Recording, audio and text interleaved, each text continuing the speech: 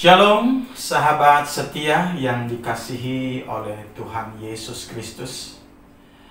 Kembali kami hadir untuk memuji dan memuliakan nama Tuhan.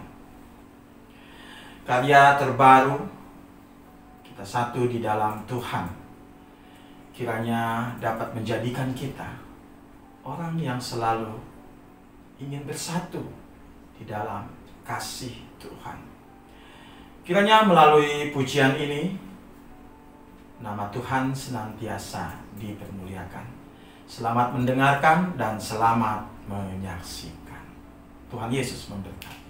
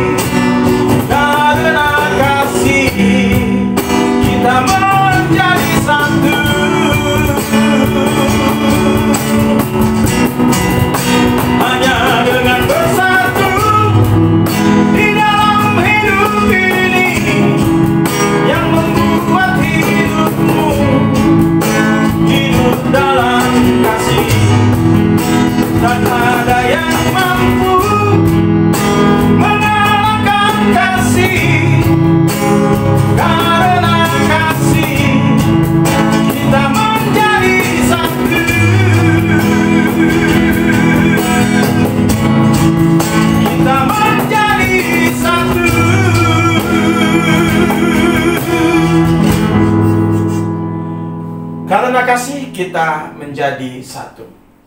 Demikianlah pemirsa dimanapun Anda berada, kiranya melalui pujian ini, nama Tuhan senantiasa dipermuliakan.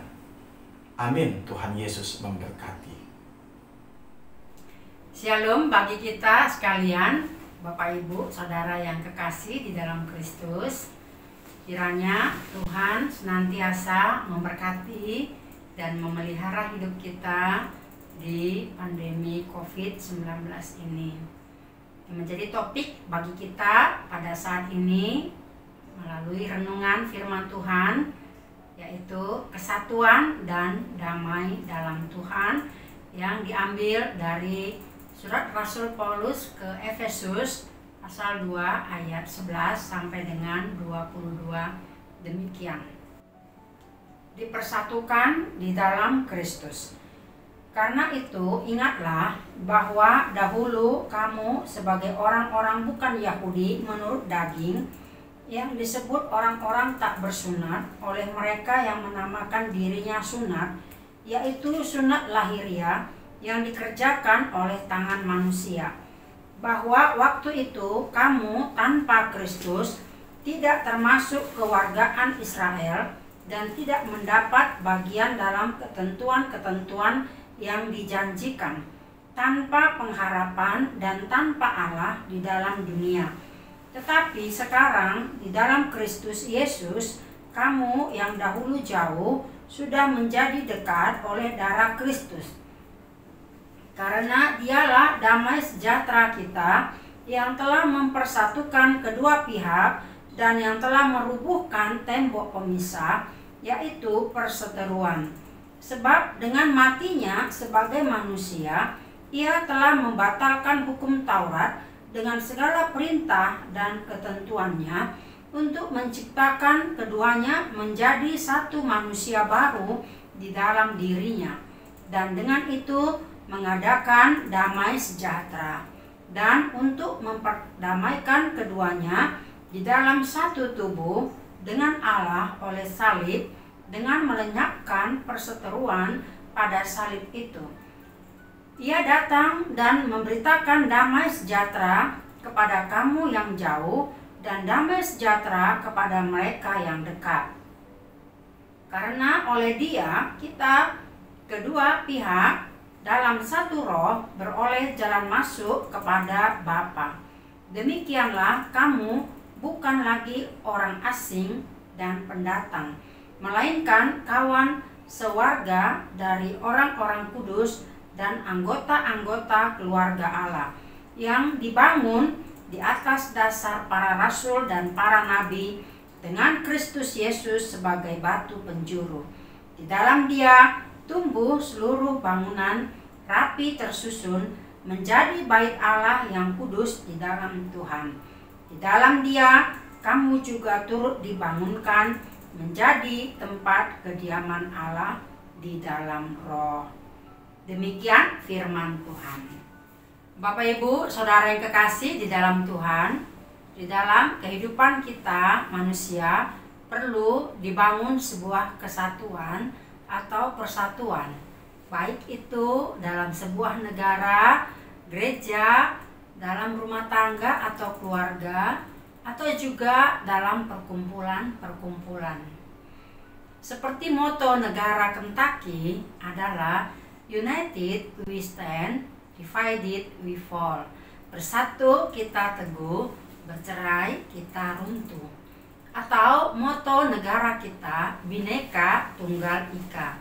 Apalagi pada saat ini di negeri kita tercinta ini sedang menghadapi pandemi COVID-19 dan varian-variannya yang baru, membuat kita terancam, khususnya mereka yang tidak bertanggung jawab dan berperilaku curang untuk merusak kesatuan bangsa ini melalui berita-berita hoax tentang vaksin, tentang COVID ini, untuk menjatuhkan kinerja pemerintah dan membuat rakyat resah. Belum lagi mereka yang mengambil keuntungan di air keruh, menimbun obat-obatan, menimbun oksigen yang diperlukan pasien yang sedang terancam nyawanya. Semua ini membuat kisruh, kepanikan, dan ketakutan. Bukankah seharusnya semua rakyat Indonesia bergotong royong, tolong-menolong, bahu-membahu agar kita sama-sama sehati, sepikir untuk memutus mata rantai corona ini? Bagaimana dengan gereja? Seperti yang dikatakan oleh Rasul Paulus, walau banyak anggota tetapi satu tubuh. 1 Korintus 12 ayat 12. Tugas gereja bukan hanya bermarturia ataupun berkoinonia, akan tetapi terlebih lagi harus menjadi gereja yang berdiakonia. Atau bagaimanakah dalam keluarga yang diikat tali persaudaraan seperti yang dikatakan pemazmur dengan ayatnya yang populer, sungguh alangkah baiknya dan indahnya apabila saudara duduk diam bersama dengan rukun. Mazmur 133 ayat 1. Jangan ada yang bersoal, yang bersaudara ketika orang tuanya sudah meninggal, hanya mempersoalkan peninggalan harta orang tua. Tapi marilah duduk bersama, membicarakan segala sesuatu di dalam kasih. Yang jelas, tidak ada masalah yang tidak dapat dipecahkan atau diselesaikan jika duduk bersama dan mencari solusi terbaik. Demikian halnya antara Yakub dan Esau. Jika ada niat hati untuk berdamai, maka pertikaian pun akan reda yang membawakan damai sejahtera karena mau saling memaafkan. Atau juga bagaimana dalam perkumpulan marga atau persekutuan, serikat tolong-menolong atau saroha. Semua itu harusnya seperti lidi, jika tidak dikumpulkan menjadi satu ikatan, menjadi sapu lidi, maka tidak akan maksimal berfungsi kesatuannya. Dan mungkin masih ada lagi slogan-slogan lain pada kumpulan anak muda yang sering kita dengar, "Gak ada loh, gak rame."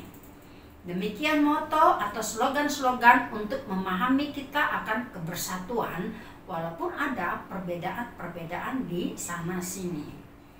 Untuk membangun sebuah kesatuan itu, pastilah diperlukan sebuah usaha dan perjuangan. Perjuangan demi perjuangan yang dilakukan itu pastilah akan ada didahului oleh perbedaan-perbedaan yang bisa saja menimbulkan perselisihan atau perseteruan. Karena semua itu pastilah didasari oleh pemikiran yang berbeda atau cara pandang yang berbeda, asal-usul agama yang berbeda, budaya yang berbeda, atau juga motif yang berbeda. Ada yang menganggap diri atau kelompok lebih unggul dari yang lain. Kelompok yang satu menganggap lebih dari kelompok yang lain, yang lebih layak, lebih terhormat, lebih dan lebih. Nah, jika sudah ada salah satu kelompok merasa lebih dari yang lain, maka pastilah tidak akan ada damai sejahtera. Justru yang terjadi adalah perselisihan, bahkan perang. Tidak mungkin lagi akan terwujud kesatuan dan damai sejahtera. Itulah cara atau usaha yang dilakukan oleh kita manusia untuk mewujudkan kesatuan dan damai sejahtera. Akan tetapi berbeda jika kita bicara soal kasih karunia Allah yang mewujudkan kesatuan dan damai sejahtera. Mengapa Rasul Paulus menjelaskan bahwa kasih karunia Allah itu mempersatukan walau begitu banyak perbedaan-perbedaan secara lahiriah? Di dalam perikop ini ada alasan-alasan Paulus yang sangat signifikan memberikan penjelasan kepada orang Yahudi Kristen dan orang Kristen yang berasal dari kafir. Bapak Ibu Saudara yang kekasih dalam Kristus, pada ayat 1 sampai dengan 10, Paulus telah panjang lebar menjelaskan tentang kasih karunia itu tidak melulu soal keselamatan yang Allah limpahkan dan sediakan kepada orang-orang Kristen dan juga kepada orang-orang kafir yang mau percaya secara gratis atau secara cuma-cuma. Tapi juga bahwa kasih karunia Allah itu telah mempersatukan orang Yahudi Kristen dan orang Kristen kafir. Yesus sudah merubuhkan tembok-tembok pemisah sebagai perseteruan, dan kasih karunia itu juga memperdamaikan dan mempersatukan semuanya di dalam jemaat. Oleh karena itu, disinilah Paulus menjelaskan bahwa waktu dulu dan sekarang situasi dan keberadaan manusia secara personal pun sudah berbeda. Ada beberapa hal yang perlu kita perhatikan dalam perikop ini, bahwa ada perbedaan-perbedaan antara orang Kristen yang berasal dari kafir dan orang Kristen Yahudi. Pertama, soal waktu, yaitu waktu lampau dan waktu sekarang. Paulus mengatakan bahwa dahulu mereka sebagai orang-orang kafir. Menurut daging, mereka disebut sebagai orang tak bersunat. Namun, orang Kristen Yahudi meminta agar mereka disunat juga, agar mereka dapat masuk menjadi anggota dari umat Allah. Tuntutan ini ditentang oleh Paulus dengan alasan bahwa sunat Yahudi adalah sunat daging, sunat yang dikerjakan oleh tangan manusia, dan sunat itu tidak menyelamatkan. Paulus juga menegaskan bahwa mereka yang Kristen Yahudi dan orang Kristen kafir itu pun sama-sama manusia sesuai kedagingan. Oleh karena itu tidak ada bedanya. Jadi tidak ada alasan untuk bermegah diri. Selanjutnya, kata Paulus, memang orang Kristen dari kafir itu dulu waktu itu mereka hidup dalam kemiskinan dan kegelapan, penuh dengan dosa dan berhala-berhala. Mengapa demikian? Karena mereka hidup tanpa Kristus, sehingga mereka tidak termasuk kewargaan Israel, dan mereka tidak mendapat bagian dalam ketentuan-ketentuan yang dijanjikan Allah, yang membuat mereka hidup tanpa pengharapan, tanpa Allah di dalam dunia. Inilah perbedaan hakiki dari Israel dan jemaat dengan bangsa-bangsa kafir. Demikianlah situasi orang-orang Kristen yang dari kafir pada masa silam. Inilah yang menjadi tembok pemisah antara orang Kristen Yahudi dan orang Kristen yang berasal dari kafir. Kedua, Yesus menghancurkan tembok pemisah itu dengan kasih anugerahnya, yaitu kematiannya. Kuasa darahnya telah memperdamaikan. Paulus melanjutkan bahwa dulu mereka miskin dan hidup dalam kegelapan tanpa Kristus, yang membuat mereka jauh dari Allah. Namun sekarang mereka sudah menjadi dekat. Bagaimana hal itu mungkin? Kata Paulus, karena Kristuslah damai sejahtera kita yang telah mempersatukan kedua pihak dan merubuhkan tembok pemisah itu dan batas-batas itu, yaitu perseteruan. Di dalam tembok pemisah itu, hidup yang terpisah-pisah dan bermusuhan. Di dalamnya ada perbedaan-perbedaan, pengotak-kotakan yang banyak terdapat dalam bidang religius, di bidang politik, di bidang kosmis, bidang etis ataupun juridis, di bidang intelektual atau psikologis, fisik maupun metafisis, dan di semua bidang kehidupan. Nas ini mengatakan bahwa pekerjaan Yesus Kristus semuanya berhubungan dengan segala macam konflik antara ras dan bangsa-bangsa, antara ilmu pengetahuan dan moral, antara hukum alamiah dan hukum positif, antara rakyat primitif dengan rakyat yang sudah maju dan lain sebagainya. Disinilah Kristus memusnahkan tembok-tembok pemisah dan batas-batas yang terdapat di antara manusia melalui kematiannya. Bahkan lebih dari itu, Kristus telah memperdamaikan manusia dengan Tuhan Allah. Jadi, di dalam Kristus, Dia sudah membatalkan hukum Taurat melalui kematiannya. Hukum Taurat dengan semua ketentuannya yang telah menghalangi damai sejahtera di antara keduanya yang membuat perseteruan itu, kini telah diciptakan keduanya menjadi manusia baru di dalam Yesus Kristus itu. Melalui kematian Yesus itu menjadi ada jalan masuk kita kepada Bapa di sorga. Paulus menjelaskan kembali bahwa di dalam Kristus tidak ada lagi orang asing ataupun orang pendatang, melainkan kawan sewarga dari orang-orang kudus dan anggota-anggota keluarga Allah. Nah, disinilah Paulus ingin agar semua orang yang percaya di dalam Kristus itu benar-benar tahu bahwa bukan sekedar punya pengetahuan tentang kerajaan Allah, tetapi kita harus menjadi warga kerajaan Allah. Kebanyakan orang Kristen hanya berhenti pada tahap pengetahuan tentang kerajaan Allah saja. Mengerti saja belumlah cukup. Kita harus mengalami dan larut di dalamnya. Jika kita berhenti pada tahap pengetahuan tentang kerajaan Allah saja, maka kita seperti orang yang bisa berbahasa Inggris tetapi sulit menemukan kelucuan lawakannya Amerika, ya. Kita harus menjadi bagian dari kerajaan Allah. Pikiran kita, perkataan kita, perbuatan kita harus bernafaskan kerajaan Allah. Hanya dengan menjadi warga kerajaan Allah, barulah kita bisa menyelami dan menghidupi prinsip-prinsip kerajaan Allah. Hanya dengan menjadi warga kerajaan Allah, kita bisa mengenal Tuhan secara mendalam.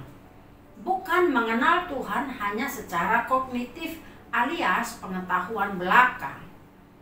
Tuhan bukan hanya sekadar teori, tapi benar-benar sudah kita alami dalam kehidupan sehari-hari.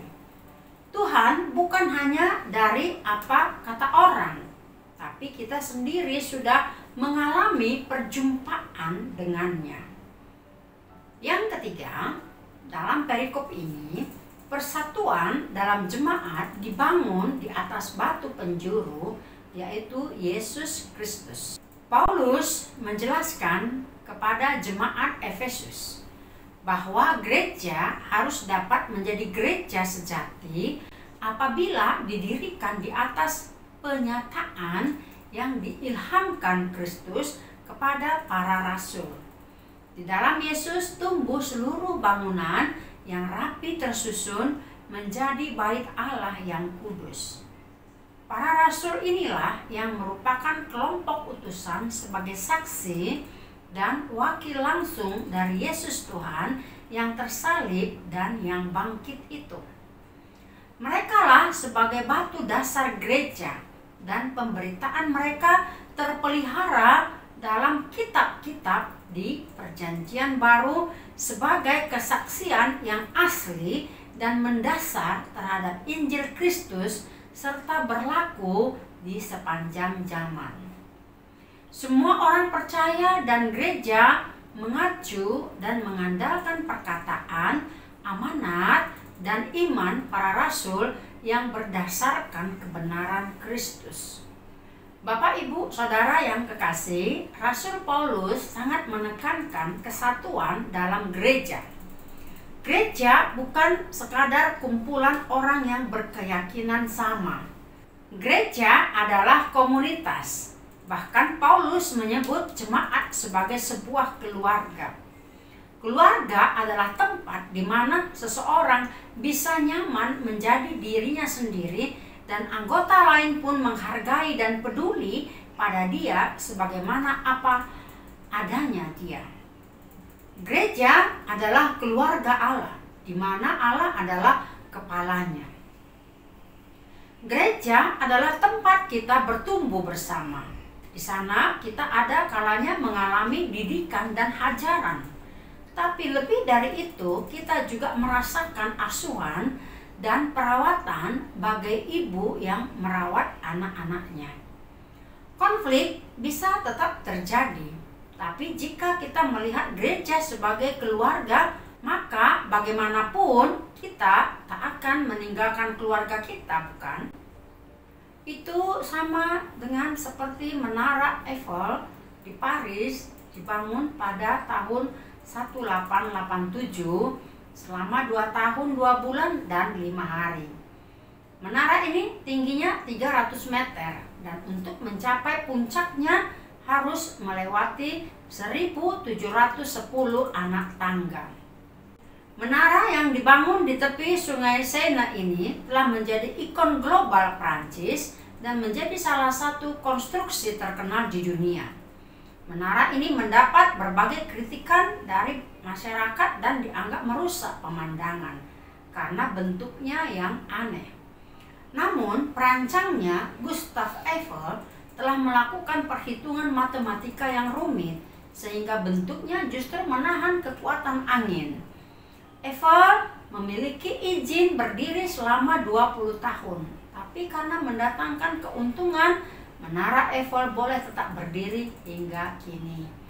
Perancangnya yakin benar bahwa menara itu sesuatu yang agung dan dibuat untuk dikagumi orang. Lebih daripada itu, demikian Yesus juga sudah merancang satu bangunan yang agung dan perlu dijaga supaya tetap dikagumi dan menarik semua orang datang kepadanya.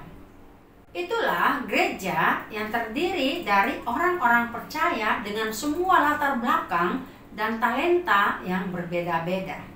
Dia tetap mempertahankannya, mendoakan, dan gereja harus melaksanakan tugas-tugasnya, mengabarkan Injil ke seluruh dunia, dan juga harus berdiakonia. Yesus, arsitektur gereja, sudah seharusnya gereja mencerminkan yang membuatnya. Gereja harusnya indah, kokoh, dan tidak tergoncangkan. Bahkan alam maut tidak akan pernah bisa menguasainya. Matius 16 ayat 18. Meski Paulus menggambarkan gereja seperti bangunan, yang dimaksud di sini tentu bukan bangunan gereja itu semata. Gereja bukan gedungnya semata. Gereja adalah kehidupan orang percaya, kehidupan yang indah, tidak bercacat dan tidak bercela. Sayangnya, yang terjadi malah sebaliknya. Hari-hari ini ada banyak berdiri gedung gereja yang indah dan megah. Namun orang percaya yang ada di dalamnya malah rapuh dan mudah digoncangkan. Ironis bukan? Karena itu, ingatlah bahwa Yesus arsitek kehidupan kita. Dari awal, Yesus telah merancang kehidupan yang kuat. Selama kita memautkan hati kepadanya, maka kita akan menjadi orang yang kokoh dan tidak tergoncangkan. Gereja yang diarsiteki oleh Yesus sendiri harusnya indah, kuat, kokoh, dan tidak tergoncangkan. Maka dari itu, Yesus sebagai batu penjuru dan raja gereja yang menjadi dasar kita untuk melakukan semua program dan rencana gereja sebagai keluarga agar menjadi berkat dan hidup dalam kedamaian serta kasih persaudaraan. Saling melengkapi dan menerima. Saling mengampuni satu dengan yang lain sebagai saudara. Marilah kita bangun persatuan dan kedamaian dalam hidup bernegara, hidup bergereja, hidup berkeluarga, dan juga hidup bermasyarakat. Marilah kita singkirkan sifat superioritas, gila hormat, sifat egois atau sifat gurdok atau gurudok, tapi mau bersinergi, bekerja sama, sama-sama kerja, seia sekata, sehati sepikir, agar kita dapat mewujudkan kesatuan dan damai sejahtera di dalam Tuhan, dan juga mewujudkan visi misi gereja kita untuk kemuliaan nama Tuhan dan gereja menjadi berkat. Demikianlah Bapak, Ibu, Saudara yang kekasih dalam Kristus, kiranya nyanyian pujian dan renungan hari ini menjadi rema dan berkat dalam kehidupan kita. Tuhan memberkati dan memelihara hidup kita menghadapi pandemi COVID-19 ini. Amin.